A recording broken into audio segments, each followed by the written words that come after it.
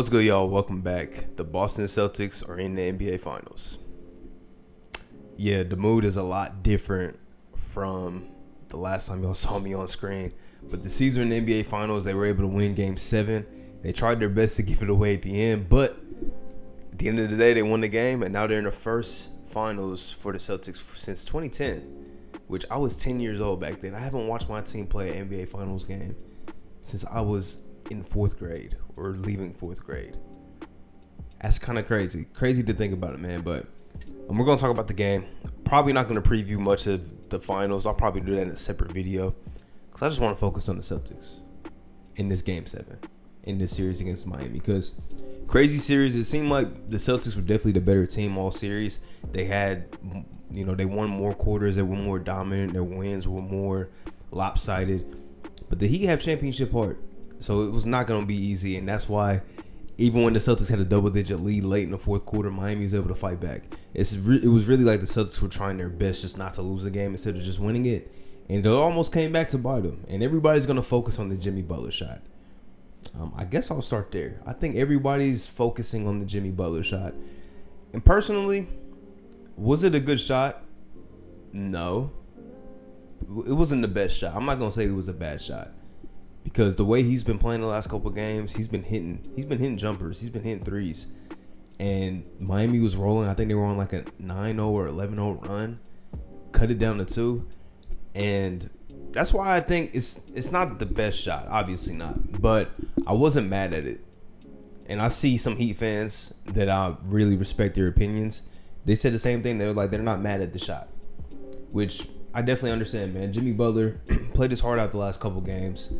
After being injured, his knee basically swelling up, inflammation.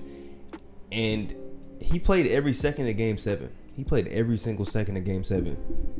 So his thinking, they're on a run, they're rolling. He probably doesn't want to go to overtime, which completely understand. Same thing with KD last year in Game 7 against the Bucks.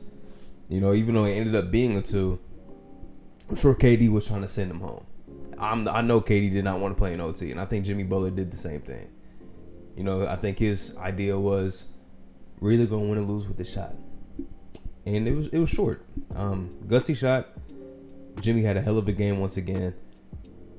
You can't really be mad at it. Is it the best shot? No, but the way Jimmy was playing, you can't really be mad at the shot, man. Because if it goes in, we have a totally different conversation. I saw somebody bring up John Wall in 2017 against the Celtics. He did the same thing. Took a 3. He took a 3. Series on the line down 2. He took a 3, and he ended up making it. So nobody goes against John Wall like, oh, that was a bad shot. He made it. It's a make or miss league. Jimmy missed a shot. It was a gutsy shot. I'm not mad at it. Just as a fan of basketball, I'm not mad at it. But ended up being the game basically. But Miami had a valiant effort getting back into the game. Max Strus hit a big shot. Oladipo made a big play. Max Strus also had a putback dunk, which was crazy.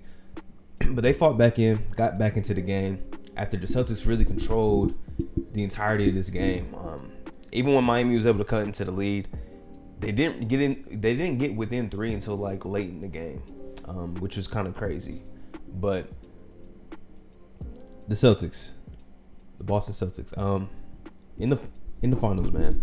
This game, like I said, man, they tried their hardest to give it up.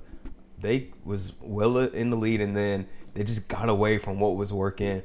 The ball was in Marcus Smart's hands too much down the stretch, which is tough because Jason Tatum was getting double teamed every time he touched the ball.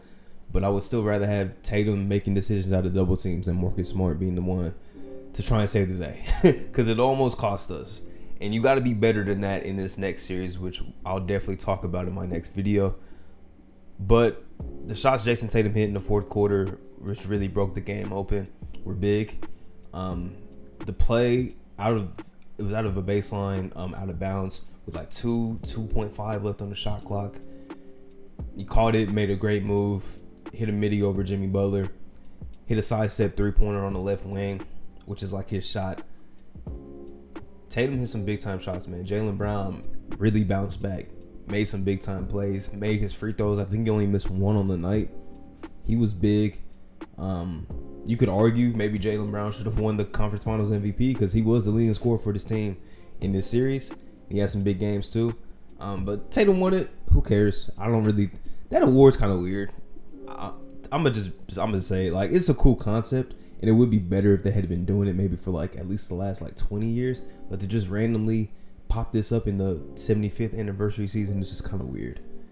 Like it's just weird in my opinion. But that's just my thoughts real quick. But yeah, Brown, Tatum, they were big. Marcus Smart, even though first half he was taking some just terrible shots, there was a stretch in the third quarter where he was big, hit a contested three, then hit a wide open three off a Jaylen Brown assist.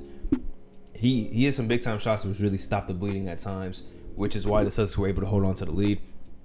I brought up Max Strus earlier, and I'll say this: they took a 3-point shot off the board possessions later because he stepped out of bounds, and I was looking at it. I could see where he maybe might have stepped out, but I don't think it was like very conclusive. And this is me as a Celtics fan. I don't know if that three should have been taken off the board. And even if so, like I've never seen. That's the first time I've ever seen that happen in an NBA game. I've been watching basketball a long time. I know they can look back, shot clock violations if it was close, or to see if it's a 3 or a 2. I didn't know that they could check if somebody stepped out of bounds before they shot and take it off the board possessions later. That's just that was big because I think at the time it was a 6-point game. I think it was either a 5 or 6 point game. I think it was like 64-59, and then they took the 3 off the board, which made it like an 8 or 9 point game. That was a big sequence. That was third quarter. Miami was getting rolling. Strus hit that. I think that was his first shot of the game. They hadn't shot the 3-point shot well all night, and that could have been a big turning point. But then they took that off the board just randomly. And I've never seen that happen in an NBA game, which is crazy, but it did happen. The refereeing in this game was spotty once again, both ways, very spotty. There were times where the Celtics were getting all the calls. There were times when the Miami Heat was getting all the calls, and there was times when both teams were getting no calls. Very spotty. It was a Scott Foster game. It was very spotty. I was texting somebody and we was saying like it didn't feel like a Game 7. It was a good competitive game. I think the reason why it didn't feel like a Game 7 to me was because the crowd was just out of it from the jump. Like the Heat crowd was just really out of the game early on. And people have their thoughts about the Miami fan base. I'm not here to take any shots at Miami Heat fans. But the building was it wasn't alive really for most of the game until Miami went on that late run. The building was dead. It was not alive at all, which is just so unfortunate because it didn't feel like a Game 7, like just atmosphere-wise. But nonetheless, it was a great game. Yeah, I got to give my shout-outs, man. Al Horford was big, even though he only hit 2 shots. His impact, his rebounding was good. I think he had 2 block shots. Playing in his first ever NBA Finals. And I didn't know he has the most, I think it's playoff games played without a Finals appearance. But now that streak will come to an end. I think he's played in 141 games before going to the Finals, which is crazy to even think about. Like, Al Horford is a 15-year vet. And when he was in Atlanta, I don't think he ever missed the playoff. I think his first time missing the playoffs was last season in OKC. Because Atlanta had one of the longest playoff streaks. Maybe his rookie year they didn't make it. I'm not sure. Actually, no, they did make it because they played against the Celtics his rookie year. Yeah. So yeah, he's been in the playoffs every year except for last season. 141 playoff games. He's been to I think 5 conference finals, maybe 4. Yeah, I think 4 conference finals. Yeah, shout out to Big Al, man. Still playing some of his best basketball, even despite him being like 60 years old. Still playing some of his best basketball. Coach Ime, man. Rookie head coach in the finals, which I think that's happened like 4 times in the last decade. Steve Kerr. Remember David Blatt. If you want to count Ty Lue, he counts because his first year being that even if it was intern, they made the finals. I think Nick Nurse made it in his first year. And now Ime. So yeah, that's like 5 coaches if you count Ty Lue in. So shout out to Ime, man, because man, like I was going back on like old tweets that I was making throughout the season because this was a roller coaster of a season. And if you would have told me that this team would be in the NBA, if you would have told me back in like November, December, that this team would be in the NBA Finals, I probably would have smacked you because I don't like liars, bro. But because this team was just blowing leads, they could not hold on to a lead to save their life. It doesn't matter who it was against. If it was the Blazers with no Damian Lillard, if it was the Knicks and the Garden, if it was the Chicago Bulls early on in the season, if it was the Bucks on Christmas, it did not matter who it was. They couldn't hold a lead to save their freaking lives, bro. They could not hold a lead to save their lives. But somewhere along the way, everything just clicked. The deadline trades were big. And yeah, this team, they probably had the toughest path to the NBA Finals possible. You had to go through KD and Kyrie. I don't care what you say. A lot of people were picking the Nets in that series. And I was picking the Celtics, but I did not think it would be a sweep. They dominated that series. Round 2 against the defending champs. We know Chris Middleton didn't play, but you still got to go through Giannis, who's the best player in the world. They were able to get through that. And the Miami Heat have as much heart as anybody else, and they were able to get through the Heat. It took all 7 games, but they were able to make it through. And now the path only gets tougher because you got to go against the Golden State Warriors. Yeah, you got to go against the Warriors, man. It's not going to be easy, man. But I think for the Celtics, this is probably as much as I'm going to preview the next series. They're going to have to grow up fast.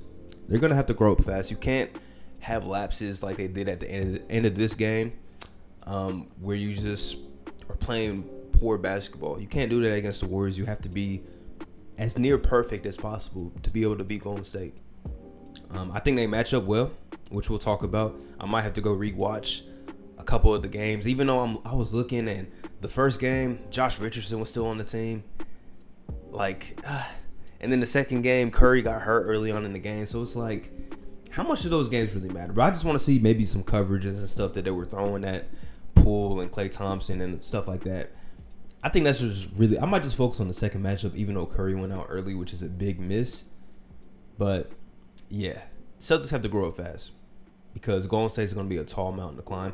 I see everybody saying Warriors in 4, Warriors in 5. That's fine. I would rather the Celtics be the underdogs anyways because they're bad front runners. So I'd rather the world and everybody be against them. And hopefully it's just a good series if, at the very least for the NBA fan experience, man. Yeah, the Celtics are in the NBA Finals. Celtics are in the finals, man. Crazy to think about. Really is crazy to think about. I mean, just I saw people on Twitter being mad because they were celebrating.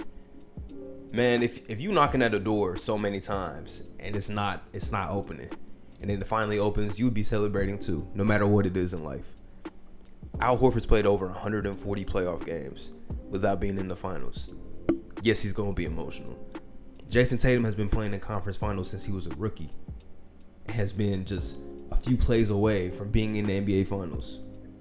Yes, he's going to be emotional. Yes, he's going to wear the Kobe armband because it means that much to him. That shows you how much these guys actually care. Yes, they're going to be celebrating because that just shows how much you care, man. That shows how much you care. I mean, I'd rather have a team celebrating making it to the finals, which NBA Finals is not guaranteed with any great player. NBA Finals, there's a lot of great players that have never even touched the finals. A lot of them. Hall of Fame guys that have never touched the finals.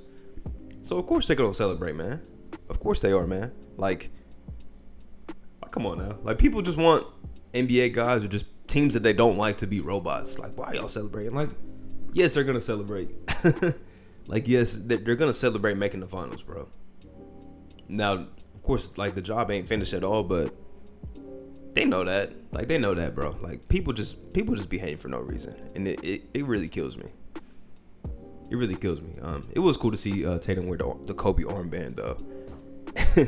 It was, man. I'm glad he won the game too, because it might have not been great if they would have lost, but they won. Didn't think it would have to go to Game 7, even though I picked Celtics in 7, but I thought they would get it done at 6, but it took 7 games. So, yeah, not ideal, but here we are. Game 1 of the finals is Thursday in San Francisco, Chase Center.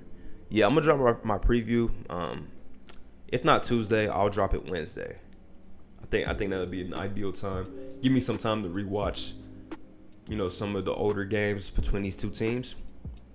And we'll see. This is probably the NBA Finals that we should have gotten in 2018. It's probably the finals that we should have gotten in 2018. But now we get it a few years later. So, yeah, teams are totally different from that time though. So I'm excited, man. Shout out to the Celtics. Shout out to the Heat, Jimmy Butler for showing championship heart. That was a hell of a series, hell of a game 7. And now we got finals basketball to look forward to, man. So I appreciate y'all. I keep forgetting to say it at the beginning of videos, but leave a like, subscribe if you are not subscribed. Almost to 600 subs. Like, we're like 30 away. Like 30 away, man. I appreciate y'all for always supporting. And I'll catch y'all sometime this week to talk about the finals. Peace.